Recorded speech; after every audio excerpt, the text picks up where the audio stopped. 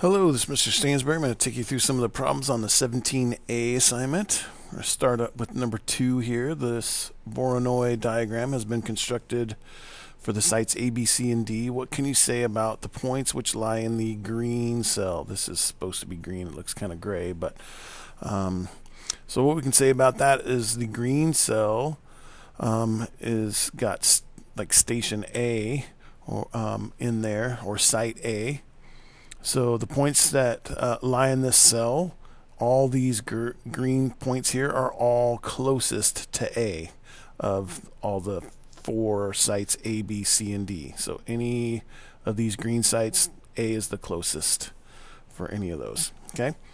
The points which lie on the blue edge here are equally close to both D and C.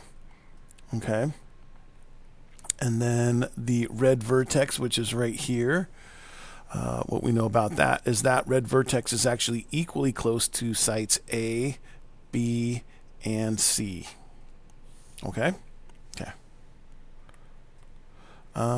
Second one we're going to look at is number 3 here. Consider this Voronoi diagram for the sites A, B, C, and D.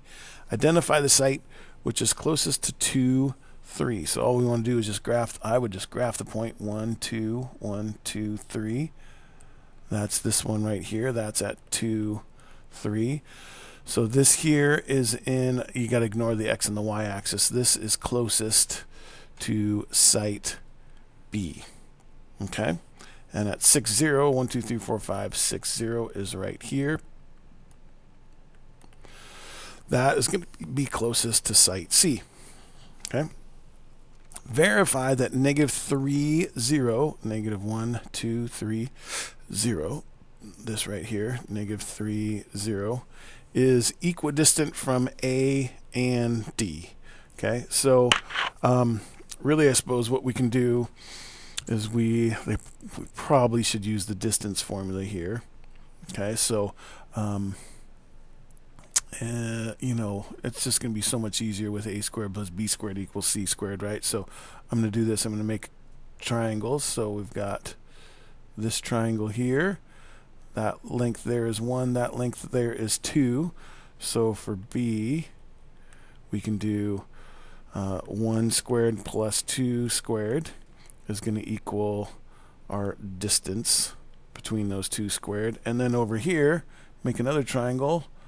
That and that, cut right through the middle of our point info there, but this length here is 2 and that length over here is also 1, so that's also going to be 1 squared plus 2 squared equals d squared. So we know that they have to be the same. Let's just actually solve it. So that's 1 plus 4 equals d squared, so 5 is d squared, so we square root both of those, and the distance between both of those is going to be the square root of 5. Okay? For part C, explain why negative 3, 0 lies on the edge of a Voronoi diagram, but negative 3, 2 up here does not. And really the biggest reason why is that because that this one now is closer to B, whereas this one right here is equidistant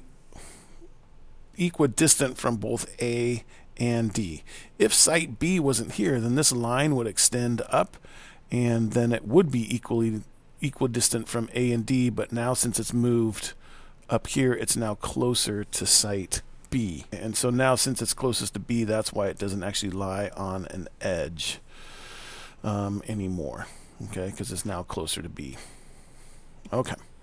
Let's take a look at one more here, and that is number 7. This Voronoi diagram shows the public schools in a city. Cities divided into catchment zones so that students are sent to the nearest public school. Identify the nearest public school for a student who lives at negative 3, negative 2. So here's our origin. So negative 1, 2, 3, negative 2 is right here. That is going to be, again, that's right on the y-axis and the x-axis, so ignore this line here. So that is closest, that student that lives there is closest to C. Negative 2, 1, 2, 3, 4 is going to be closest to D. Bailey's family lives at negative 1, 4. Negative 1, 1, 2, 3, 4. What school's catchment zone does Bailey live in? That would be D. And then suppose Bailey's family moves to a new home 1 kilometer east. So east is going to be, well, there's north. East is going to be to the right. So if they move over here, it's right on this y-axis. But now they are closest to the A catchment zone. Okay, so now they would, if they moved 1 mile east, they would, instead of going to school D, they'd be going to school A. Okay? Okay, that's all we have for the 17A worked problems. If you have any further questions, please feel free to ask in class. Thanks.